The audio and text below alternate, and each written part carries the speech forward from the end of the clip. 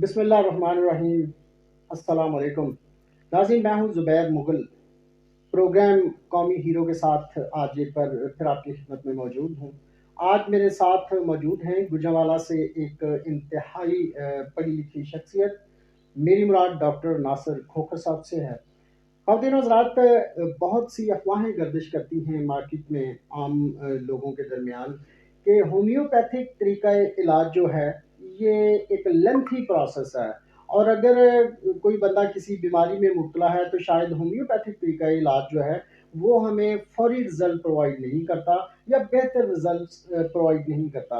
आज हमने डॉक्टर नासिर खोखर साहब से एक तो इन परसेप्शंस, ये जो गलत किस्म की परसेप्शंस हमारे इर्द गिर्द गर्दिश कर रही हैं, इनके मतलब पूछना है। और दूसरा, हम इनसे मुख्तलिफ किस्म के जो इमराज हैं उनके मतलब हम पूछेंगे कि होम्योपैथिक तरीका इलाज किस तरह बैलेंस करता है इन चीज़ों को।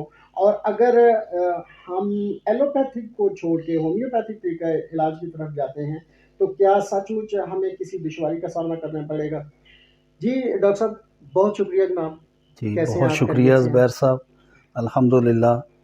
अच्छा डॉक्टर साहब, जैसा कि मैंने अपने इंट्रो में बताया कि बहुत सी अफवाहें गर्दिश करती हैं, एक तो इनके मतलब बता दीजिएगा, दूसरा अगर मुख्तसरन आप हमें होम्योपैथिक की जो तारीख है इसके मतलब थोड़ा सा बता दें हमारे जो नाज़रीन हैं उनको। जी ज़ुबैर साहब, होम्योपैथिक एक बहुत ही मॉडर्न साइंस है।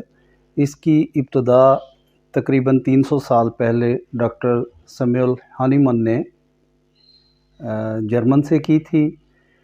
बुनियादी तौर पर यूरोप से डॉक्टर साहब का तल्लुक़ था और उन्होंने ज़्यादातर अद्वियात की प्रूविंग अपने ऊपर की थी। और होम्योपैथिक में बेशुमार अद्वियात हैं जो डॉक्टर हनीमन ने अपनी ज़ात के ऊपर उनके तजर्बात किए, उनका जायका चखा और उनके ज़रिए से उनकी जिस्म के ऊपर होने वाली तब्दीलियों को नोट किया, उनकी अलामात को नोट किया और फिर वो बनी नौ इंसान के लिए उन्होंने उसके अंदर जो फ़वाइद देखे उनको तफसीलात के साथ दर्ज किया। उनकी दर्ज की हुई अलामात और उनकी दर्ज की हुई सिम्टम्स के ऊपर आज होम्योपैथिक की इमारत खड़ी है, जो कि उनका बनी नौ इंसान के ऊपर एक बहुत बड़ा एहसान है। और मैं समझता हूँ कि मुझे बतौर होम्योपैथ होने पर एक फ़ख्र है। होम्योपैथी जिसके अंदर हर मर्ज़ का इलाज मौजूद है, जो कि ना सिर्फ नफ्सियाती अमराज़, जिस्मानी अमराज़, बल्कि ऐसी अमराज़ जिनको हम आम किसी भी डॉक्टर के साथ डिस्कस करें तो वो हमारा मजाक उड़ाते हैं, जैसा कि रूहानी अमराज़। किसी भी किस्म की इंसान से जुड़ी हुई मर्ज़ होम्योपैथिक के दायरा से बाहर नहीं है और उसका इलाज होम्योपैथिक में मौजूद है, बशर्ते कि होम्योपैथ की उसके ऊपर ग्रिप हो और वो उसके नॉलेज से गुजरी हो। डॉक्टर साहब, इसके मतलब अभी हम बात करते हैं कि होम्योपैथिक से हम किस तरह इस्तेफादा हासिल कर सकते हैं। मुझे ये बताइएगा कि ये जो गलत किस्म के परसेप्शंस हैं, मैं तो उन्हें गलत किस्म के ही परसेप्शंस कहूँगा, क्योंकि जो इंफॉर्मेशन है वो ये बताती है कि होम्योपैथिक का इलाज जो है ये एक साइंटिफिक सिस्टम ऑफ ट्रीटमेंट है, मेडिकल साइंस है। तो कुछ लोगों का ख्याल होता है कि अगर हम होम्योपैथिक तरीका इलाज को अपनाते हैं तो इसमें बहुत देर लग जाती है, ट्रीटमेंट जो है ना इसका बड़ा लेंथी होता है। इसके मतलब आप क्या कहेंगे? देखिए, होम्योपैथिक बुनियादी तौर पर 3 फैमिलीज़ पर मुश्तमिल है, जिसको हम 3 ग्रुप्स भी कह सकते हैं, जैसे मिनरल किंगडम, प्लांट किंगडम और इसके साथ केमिकल किंगडम। और ये 3 ग्रुप्स के अंदर हर किस्म की नबातात, हर किस्म के नमकियात और हर किस्म की मादनियात शामिल हैं। और इसके साथ साथ एनिमल किंगडम, जिसमें जानवरों से भी अद्वियात तैयार की जाती हैं। गर्ज़ के ये वही तरीका इलाज है जो सदियों से जदीद तरीन मुल्कों में भी राइज है, जिसको आप यूनानी या नबाताती इलाज की मॉडर्न शक्ल भी कह सकते हैं। होम्योपैथिक के बारे में जो आपका सवाल था, जो मिसकंसेप्शन पाई जाती है, उसकी बुनियादी वजह سب سے پہلے جو میں سمجھتا ہوں وہ تعلیم کی کمی ہے، کیونکہ ہمارا تعلق تھرڈ ورلڈ سے ہے۔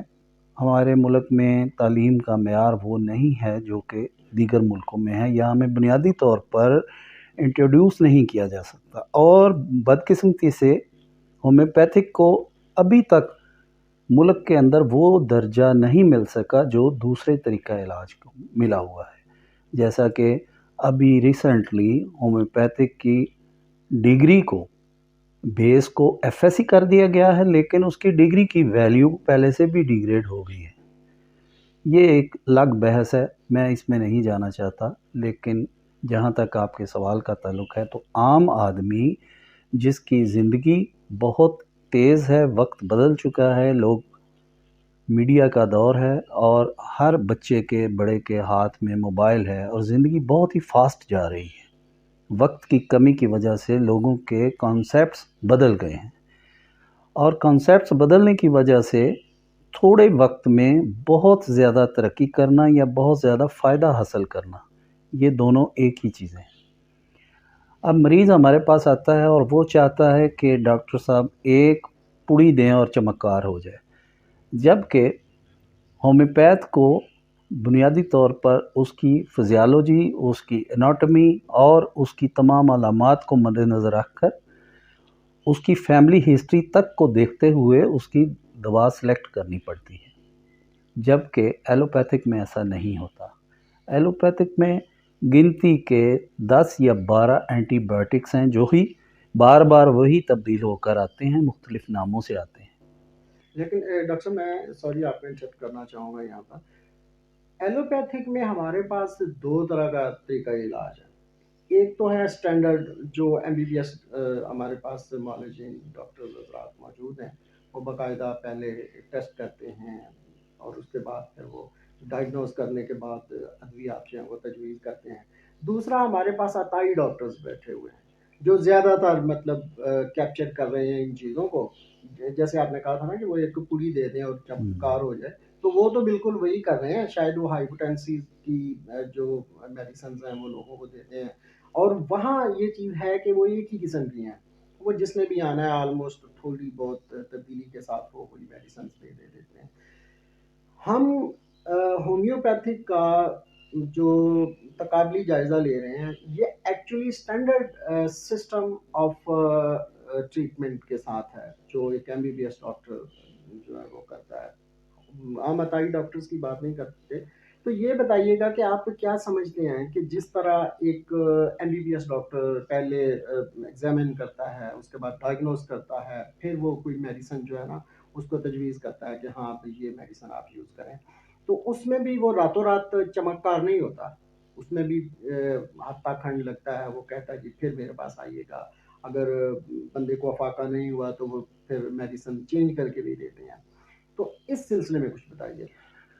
جی زبیر صاحب، آپ کا سوال بہت ہی اچھا ہے، اور یہ بہت سی چیزوں کا احاطہ کرتا ہے، جس میں پہلے یہ کہنا چاہوں گا کہ شروع میں یہاں سے کرتا ہوں کہ جس طرح کسی بھی ملک کا سسٹم اور اس سسٹم کے اندر رہنے والے لوگ، کام کرنے والے لوگ، ان کی اخلاقیات اور ان کے کام کرنے کے انداز، وہ سب کا عمل دخل عام آدمی کی زندگی کے ساتھ ہوتا ہے اور اس پہ بہت گہرا اثر ہوتا ہے۔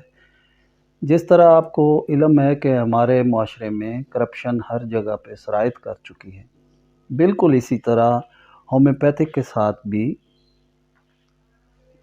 وہ جس طرح کہتے ہیں کہ بن ماں باپ کے بچے والا سلوک ہوا ہے۔ یہاں پر پرائیویٹ کالجز ہیں جو زیادہ تر ہومیوپیتھک کی ڈگری دیتے ہیں، وہاں پر تعلیم اور نصاب کے اوپر کوئی چیک اینڈ بیلنس نہیں ہے۔ بچے میٹرک کرتے ہیں، جو کسی شعبے میں داخل نہ ہو سکے وہ کہتا ہے چلو جی میں ہومیوپیتھ کر لیتا ہوں۔ ابھی اس کی بنیاد ایف ایس سی کر دی گئی ہے، لیکن اس کا مقصد یہی ہے کہ ہومیوپیتھس کو قابل ہونا پڑے گا۔ ایک اچھے ہومیوپیتھ کو فزیالوجی کا علم ہونا چاہیے، اس کو اناٹمی کا علم ہونا چاہیے، اس کو سمٹمز کا علم ہونا چاہیے، سب سے پہلے اس کی بیسک ایجوکیشن بہت ہی بہتر ہونی چاہیے تاکہ وہ ریپرٹری پڑھ سکے، اس کو یہ علم ہو کہ میں نے سمٹمز کو، کیونکہ ریپرٹری کے اندر جتنی بھی سمٹمز ہیں، جتنی بھی انسانی جسم کے اندر بیماریاں ہیں، تقریباً ان تمام کا احاطہ وہ ریپرٹری کرتی ہے۔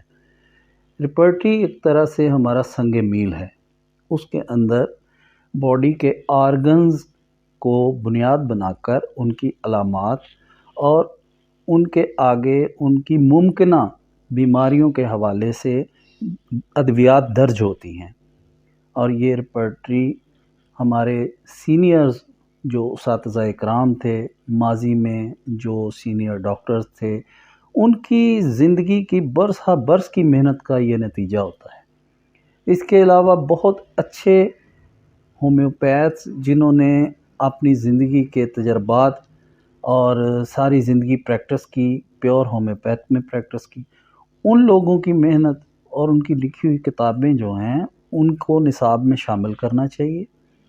امتحانات کا نظام جو ہے اس میں شفافیت پیدا کرنی چاہیے تاکہ جو بچہ ہومیوپیتھک کی ڈگری لے کر نکلتا ہے اس کے اندر اتنی قابلیت ہو کہ وہ ایک MBBS ڈاکٹر کے مقابلے میں اپنے آپ کو منوا سکے۔ جی ڈاکٹر صاحب، یہاں میں آپ کو تھوڑا روکنا چاہوں گا، وقت ہوا چاہتا ہے ناظرین ایک چھوٹے سے بریک کے بعد لوٹ کے آئیں گے تو یہ انفارمیٹیو گفتگو ہماری جاری رہے گی، جائیے گا کہیں نہیں۔ Have a little break.